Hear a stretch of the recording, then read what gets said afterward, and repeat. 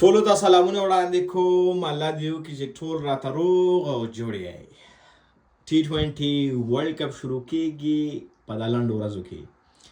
زه همیشه ویډیوګانې کوم، نو ما پاس یوټیوب چینل هم جوړ کړی دی. دغه لینک چې دی ما په دغه ویډیو کې پاس په فیسبوک کې شیر کړی دی. زما د یوټیوب چینل دی. نور هغه چینل چې دی هغه ما پورې کم تړاو نه لري. زیاتره کسانو راته وایي چې ریم صدیقي ولې د یوټیوب چینل نه جوړوي. دا ما د t20 ورلد کپ لپاره سټوډیو باندې کار شروع کړی دی.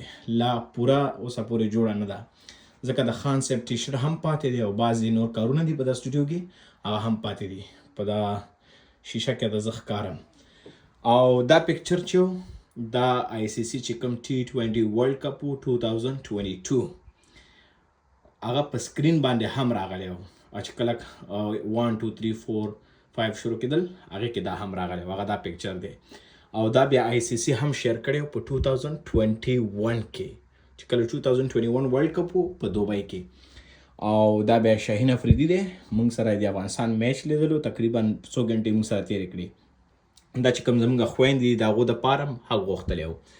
او پاس بیا وفادار مومن دی او ترڅنګ بیا هم رحیم صدیقي دی. دلته انځورونه خو ما سره ډېر زیات انځورونه دي که نه، ټول نشم کولی چې زه ټول ولګوم، خو بیا ما پوره کوشش وکړې.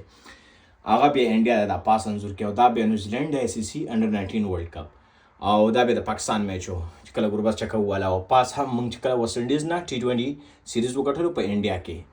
او دا بیا کوچنی زموږ افغان ماشوم او دا انځور عزت ور رسم کړی و او ماشومې سره بیا په لاس کې دی. زه تاسو ته یو بل انځور ښیم. دا چې دی دا بیا آصف علي د لاسه ما ډېر زیات خفګان ترسره کړي. ما یوازې نه، ټولو افغانانو.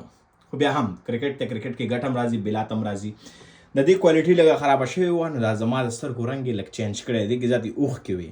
ما ورته ویلي چې هغه اوښکې ته لږ لرې کا. او دلته چې دی بیا د خان صاحب چې کوم ټي شرټ ما ته ډالۍ کړی دی په هغې باندې د ټول ټیم سیګنیچر دی. هغه تقریبا 2 ورځو کې تېرېږي، هغې تقریبا 1 میاشت ونیوله.